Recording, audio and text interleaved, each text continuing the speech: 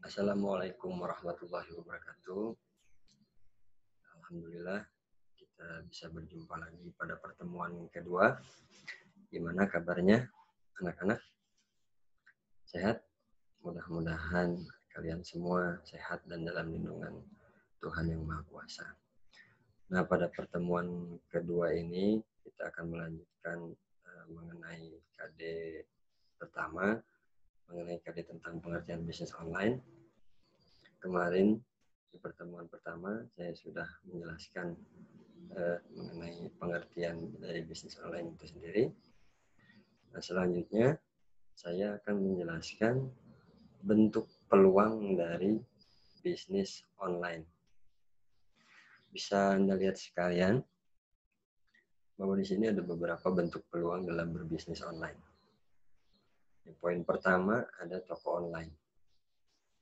Ya, Anda bisa membuka toko online di marketplace ataupun dengan membuat blog sendiri atau membuat website sendiri dalam membuat toko online. Marketplace yang bisa digunakan untuk membuat toko online beberapa di antaranya yaitu Tokopedia, Shopee, Bukalapak, di Lazada, kemudian masih banyak, mungkin Anda juga sudah tahu. Nah, di toko online ini Anda bisa menjual barang ataupun jasa. Kemudian di poin kedua, bentuk peluang bisnis online lainnya adalah pemasaran melalui sosial media. Mungkin dari Anda ada beberapa yang sudah melakukan pemasaran melalui sosial media. Kita tahu bahwa beberapa sosial media yang biasa digunakan untuk melakukan pemasaran yaitu ada Facebook, ada Instagram, ya kan? Mungkin yang paling populer itu di Facebook dan Instagram. Nah, di situ Anda bisa melakukan pemasaran dengan mengupload gambar, memberikan keterangan-keterangan, deskripsi, baik mau menampilkan harga ataupun tidak menampilkan harga. Yang jelas pasti Anda akan menampilkan kontak atau meminta si calon buyer itu untuk melakukan private message. Kemudian poin selanjutnya ada media directory online. Mungkin jarang yang menggunakan di antara kalian. Nah, kalau misalnya media directory online ini adalah peluang bisnis di mana kita menyediakan directory secara online. Dan di sini pemain terbesarnya itu jelas Google ya. Google punya directory online yang sangat besar yang biasanya kita pakai. Nah, Google itu produk directory online-nya adalah Google Drive. Nah, kemudian bentuk peluang bisnis lainnya adalah blogging. Nah, di blogging ini kita bisa membuat artikel-artikel, misalnya blog ini kan bisa kita arahkan mau kita jual lagi atau mau kita buat artikel atau mau kita jadikan backlink untuk mendorong rating dari web yang kita tuju, atau ibaratnya kita melakukan backlink untuk mensupport SEO suatu website atau suatu produk gitu kan. Nah, kemudian ada dropshipping. Dropshipping di sini artinya ibaratnya Anda melakukan proses penjualan, namun bukan Anda yang memegang barang itu. Jadi Anda adalah perantara. Artinya Anda menjual barang. Nah, Anda menjual barang. Ketika ada pembeli yang berminat, kemudian membeli dan membayar kepada Anda bisa bayar lagi kepada supplier. Nah, nanti si supplier itu akan mengirimkan langsung kepada buyer Anda. Nah, si supplier ini bisa mencantumkan bahwa pengirimnya itu nama Anda gitu, dan penerimanya itu buyer Anda. Dan bisa juga mencantumkan nomor HP Anda. Kemudian poin selanjutnya adalah bisnis ebook dan video tutorial. Banyak dilihat sekarang bahwa ebook itu biasa dijual di website-website yang sering menjual ebook dan video tutorial. Nah, banyaknya metode mereka itu biasanya si calon pembeli itu akan melakukan transaksi, kemudian si e-book atau video tutorialnya itu akan dikirimkan melalui email apabila pembayaran telah dilakukan. Nah, di situ adalah salah satu peluang bisnis bagi Anda yang bisa membuat e-book ataupun video tutorial. Nah, di poin selanjutnya ada penulis atau desainer web atau forum atau blog. Nah, apabila Anda memiliki kemampuan dalam mendesain sebuah web atau mendesain sebuah blog, nah ini bisa jadi peluang bisnis online juga, karena masih banyak permintaan untuk membuat company profile atau school profile atau misalnya blog pribadi atau blog pemasaran dan lain sebagainya. Nah, kemudian di poin selanjutnya ada jasa penulisan artikel. Nah, apabila Anda memiliki kemampuan dalam menulis artikel, itu bisa dijadikan peluang bisnis bagi Anda untuk menulis artikel di internet. Nah,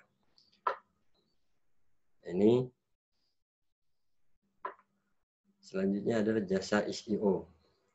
Jasa SEO atau jasa Search Engine Optimization.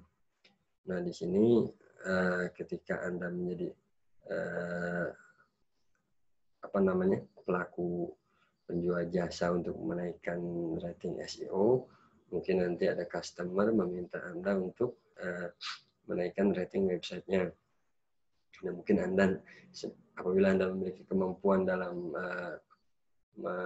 meningkatkan rating SEO ini, mungkin Anda bisa melakukan metode online SEO on page atau SEO off page, backlink menggunakan white hat atau gray hat, dan saya tidak sarankan Anda menggunakan black hat atau cara-cara hitam. Nah, selanjutnya ada PPD, pay per download, kemudian ada PPC, pay per click, ada juga PPM, pay per impression. Nah, ini akan materi yang di tahapan selanjutnya. Cuman ini adalah salah satu peluang bisnis online yang dapat menghasilkan uang melalui internet. Kemudian ada produk review. Maksudnya produk review adalah mungkin kalangan artis sudah tidak asing ya kalau misalnya melakukan review suatu produk, atau bisa sering dikatakan itu endorsement. Jadi kalau artis banyak di-endorse oleh sebuah produk untuk bisa ditampilkan review dari produk itu ditayangkan di Instagramnya artis, di YouTube-nya artis. Dan mungkin apabila Anda juga punya peluang di situ, punya prospek atau punya keberuntungan mendapatkan job untuk produk review, mungkin hampir mirip seperti yang dilakukan oleh artis-artis. Itu salah satu peluang bisnis online juga. Topik selanjutnya, di kelebihan dan kekurangan bisnis online. Nah, di kelebihan dan kekurangan bisnis online, kita pertama bahas kelebihannya dulu tentunya. Kelebihan bisnis online yang pertama, tidak terbatas ruang dan waktu. Artinya sangat berbeda dengan bisnis retail. Kalau bisnis retail itu target buyernya itu mungkin prioritas utamanya adalah di radius sekitar tempat bisnis itu dibuka. Tapi kalau bisnis online, jangkauannya akan sangat luas. Bukan cuma mengarah kepada satu wilayah, mungkin antar provinsi, bahkan mungkin antar negara. Ya, jadi penjualannya tidak terbatas pada satu wilayah aja. Jadi bisa di luar kota, luar provinsi, bahkan mungkin di luar negara kalau memang produk Anda memang memiliki kualitas yang diminati juga oleh di pasar luar. Kemudian poin selanjutnya adalah modal yang terjangkau. Yang jelas ada beberapa metode dalam bisnis online yang tanpa modal. Contohnya adalah dropshipping, yang artinya Anda tuh menjadi reseller, jadi nggak perlu modal. Dan Anda cukup menjual barang, bayarnya bayar, nanti barangnya dari supplier. Jadi Anda hanya melakukan promosi, penawaran suatu produk. Poin selanjutnya, transaksi yang cepat dan mudah. Jelas zaman sekarang sudah semakin canggih, transaksi dapat dilakukan melalui transfer. Bisa transfer via bank, atau lebih mudah lagi transfer melalui gerai market terdekat. Kemudian bisa juga melalui m-banking atau ATM center. Biasanya orang yang zaman sekarang sudah lihai banyak menggunakan m-banking. Jadi jelas transaksi yang cepat dan mudah, dan pengiriman barangnya pun bisa melalui ekspedisi. Ekspedisi kan ada beberapa pilihan, bisa ekspedisi yang kilat atau bisa yang reguler, tergantung dari si buyer itu mau pilih yang mana karena harganya berbeda untuk pengirimannya. Poin selanjutnya, tidak membutuhkan banyak tenaga kerja. Ya, apabila Anda memiliki produk sendiri, Anda bisa melakukan promosi sendiri, Anda bisa melakukan packaging sendiri, Anda bisa melakukan pengiriman paket Anda sendiri ke jasa kurir. Jadi sebenarnya Anda bisa merangkap apabila Anda ingin merintis bisnis ini, jadi nggak perlu banyak tenaga, ya. Kemudian banyaknya peluang bisnis, seperti yang tadi disampaikan sebelumnya, peluang bisnis di online ini, di dunia maya ini cukup banyak peluangnya. Nah, poin selanjutnya, riset pasar lebih mudah. Jadi riset pasar lebih mudah. Jadi di dunia maya atau di dunia online itu kita bisa mereview peminatannya itu seperti apa. Misalnya Anda memiliki sebuah produk, kira-kira ini produk ini akan laris di wilayah mana, dan di customer yang atau calon buyer yang range usianya itu berapa. Jadi kita itu bakal lebih mudah dalam meriset pasar dan bisa mengkoreksi produk-produk kita dan menevaluasi produk-produk kita dengan cepat. Nah, poin selanjutnya ada kemudahan memilih target pasar. Nah, apabila kita bermain di sosial media ataupun di marketplace, jelas sangat mudah kita memilih target pasar. Jadi kita bisa melakukan pemilihan target pasar secara tepat dan akurat. Nah, kita ke kekurangannya sekarang. Kita tahu bahwa bisnis online ini selain ada kelebihan, juga ada kekurangan. Nah, yang pertama kekurangannya adalah marak penipuan online. Jadi ya memang karena tidak semua manusia di dunia ini jujur, kadang-kadang dalam bisnis online ketika Anda sebagai buyer bisa ada kemungkinan Anda kena tipu. Mungkin kena tipunya bukan karena barangnya tidak sampai ataupun gimana. Mungkin bisa paling sering itu adalah barangnya tidak sesuai dengan spek yang awal disampaikan oleh si bayarnya, oleh si sellernya. Jadi ibaratnya penipuan bahwa barangnya itu tidak sesuai dengan spek yang dijanjikan. Nah, poin selanjutnya, penyebaran internet belum merata. Nah, mungkin di Indonesia ini ada beberapa wilayah yang mungkin internetnya itu masih belum rata. Maksudnya belum rata itu sinyalnya tidak merata di seluruh wilayah. Hanya kadang-kadang itu yang menjadi gangguan terbesar dalam berbisnis online. Kadang-kadang contohnya simpelnya gini, Anda sebagai seller atau penjual ataupun Anda sebagai buyer atau pembeli, ketika Anda sedang akan melakukan transaksi, kemudian sinyal internetnya terganggu. Nah, itu akan menjadi masalah.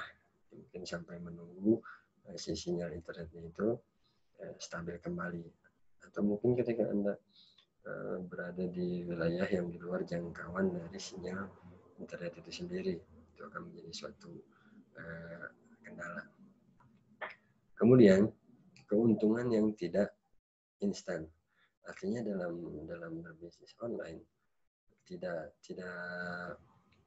seperti berjualan retail bahwa ketika Anda berjualan untungnya akan terasa, tapi ruginya juga akan terasa. Nah, ketika berjualan online memang keuntungannya tidak instan. Karena apa? Kita melakukan promosi itu dampaknya tidak akan hari itu. Mungkin dampaknya akan bulan depan, atau mungkin 2 bulan ke depan, atau mungkin 3 bulan ke depan, atau mungkin 6 bulan ke depan, atau dalam 1 semester. Karena promosi itu akan ibaratnya mengalir tidak langsung, tidak seperti makan cabai, kita makan langsung pedas, tapi promosi itu akan berdampak di kedepannya. Jadi kita harus berani untuk men-show up, untuk membranding, ibaratnya mencecer di sosmed ataupun di marketplace. Ya ibaratnya tidak masalah kita melakukan promosi berulang, ya kan? Karena untuk memperkenalkan produk kita, sehingga orang tahu bahwa ada produk ini yang memiliki keunggulan seperti apa, sehingga orang mau untuk mencoba. Nah, selain itu ada juga jaringan internet tidak selamanya lancar, seperti yang tadi saya sampaikan, bahwa kadang-kadang sinyal itu ada gangguannya. Mau kartu providernya apapun, kadang-kadang apabila ada gangguan itu kan tidak bisa kita hindari. Ya. Kemudian di poin selanjutnya, butuh kemampuan dalam menggunakan jaringan internet. Ya. Kemampuan dalam menjalankan jaringan dalam menggunakan jaringan internet jelas sangat dibutuhkan.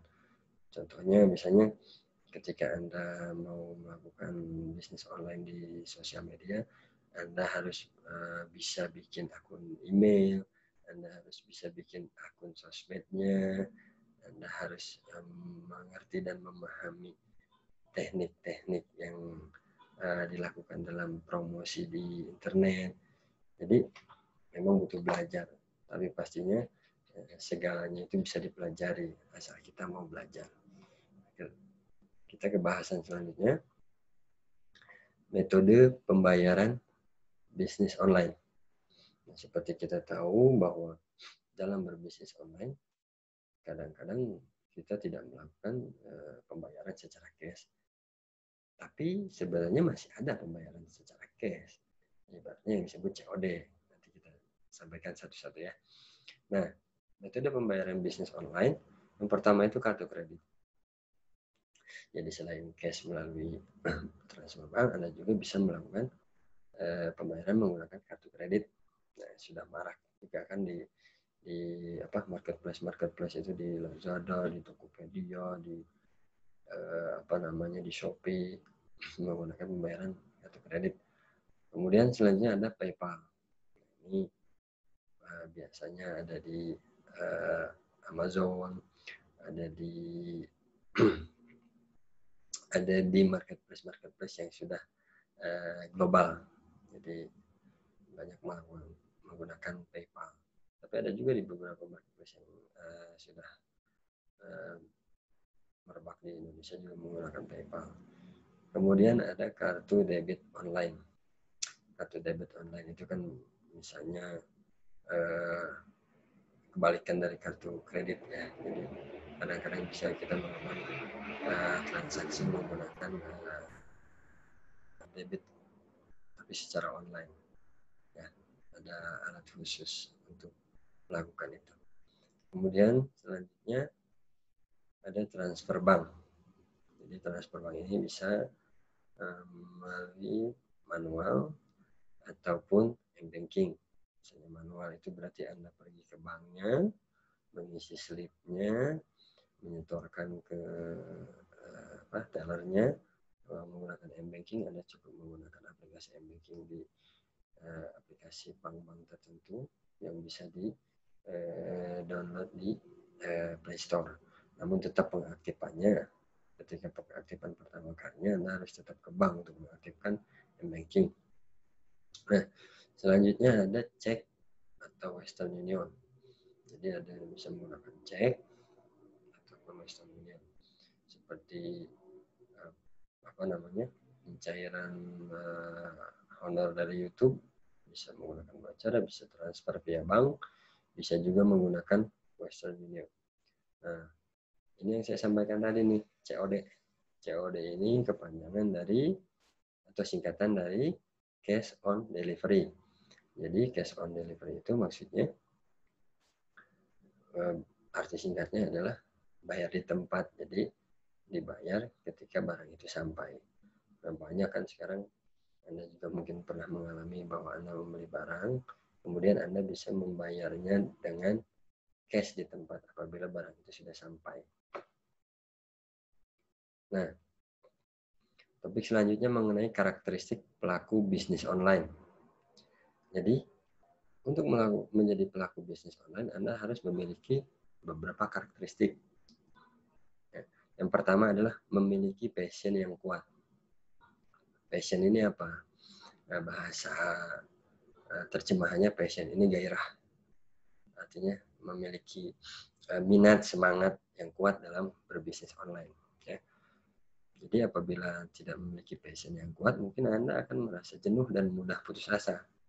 Nah, jadi dalam berbisnis online ini kita membutuhkan passion yang kuat, bahwa Anda berminat, bersungguh-sungguh, dan betul-betul bergairah dalam melakukan bisnis di online ini.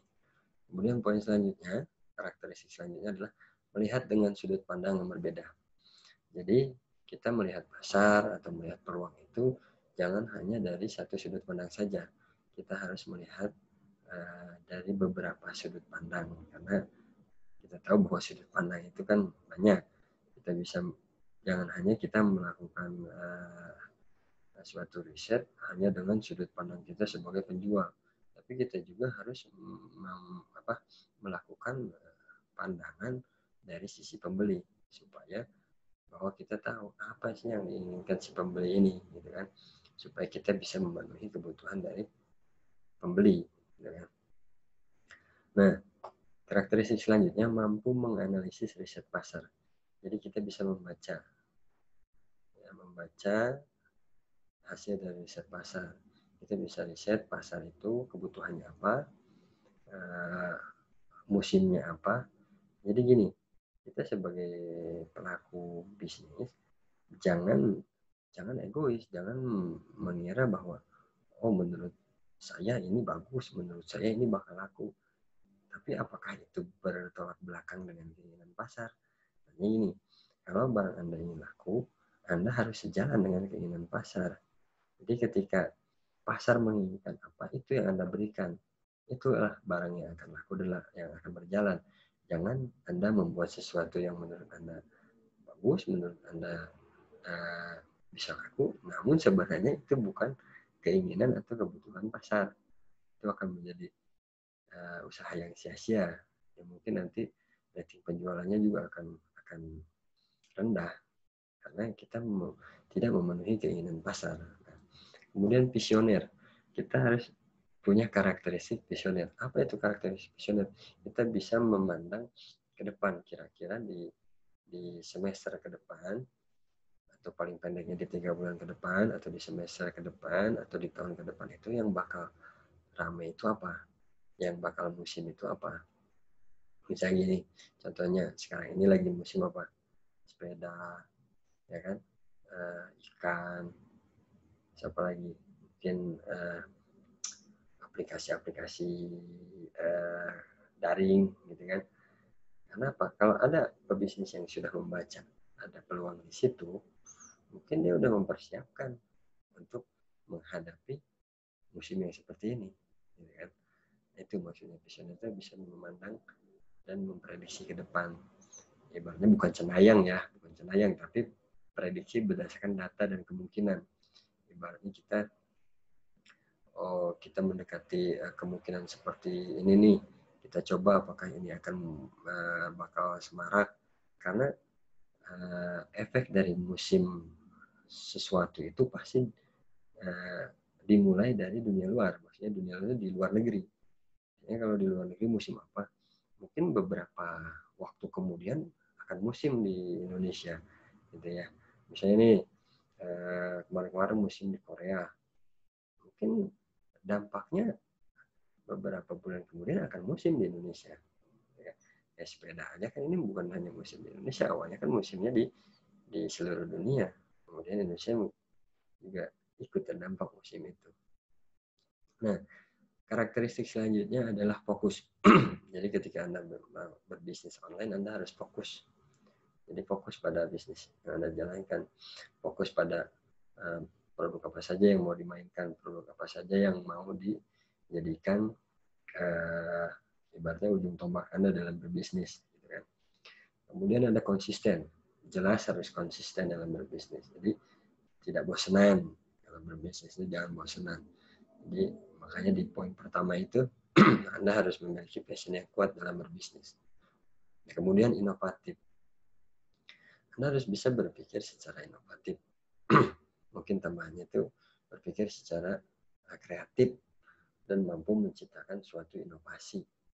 Nah, kan ketika produk itu produk yang inovatif, apalagi produk itu dibutuhkan oleh konsumen, mungkin produk itu punya peluang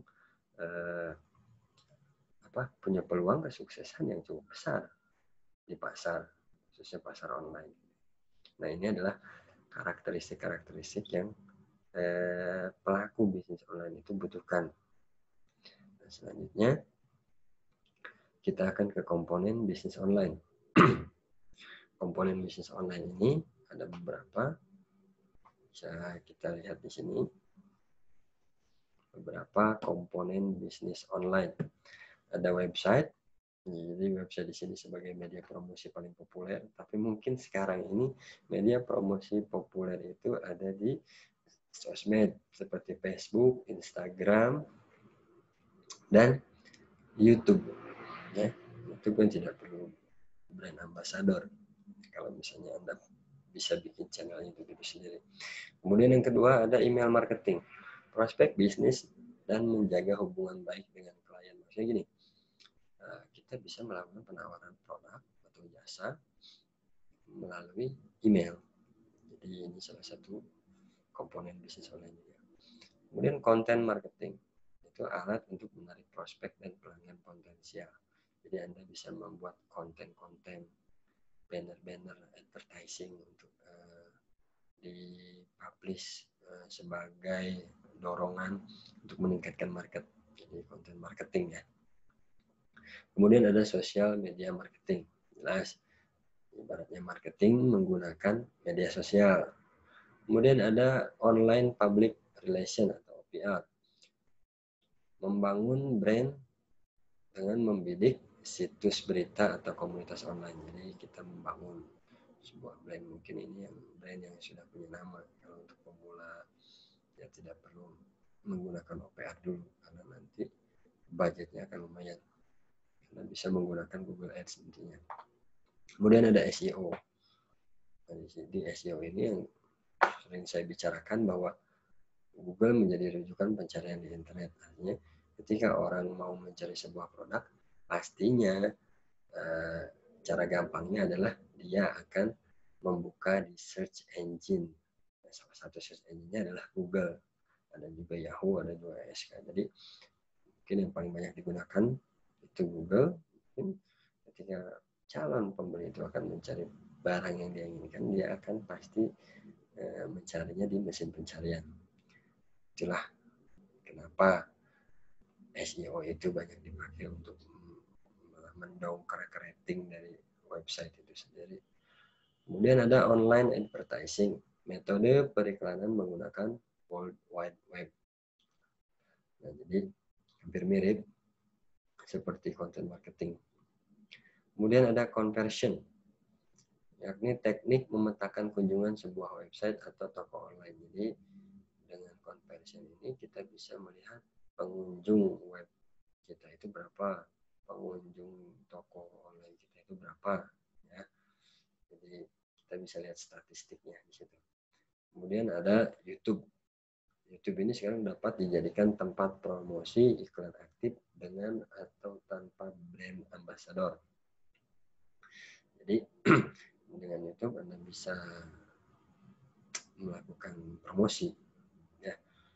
Walaupun YouTube sendiri punya AdSense dalam memasang iklan, tapi Anda juga bisa melakukan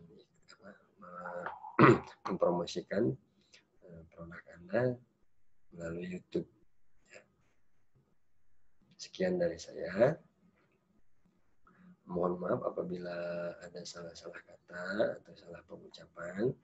Nah, tugas dari saya adalah mereview apa yang saya sampaikan tadi, kemudian hasil reviewnya atau rangkumannya itu Anda catat di buku yang ada, bisa gabung dengan guru-guru lain juga.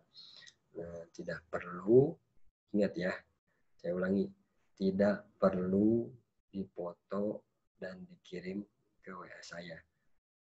Mohon maaf, bukan karena saya tidak mau menerima WA dari Anda, tapi karena pastinya akan terlalu banyak WA yang terkirim ke saya untuk mengumpulkan tugas. Makanya dan ini adalah ditulis dulu aja di buku, nanti pada waktu yang saya tentukan buku itu akan dikumpulkan ya. Ya, mohon maaf apabila ada kesalahan.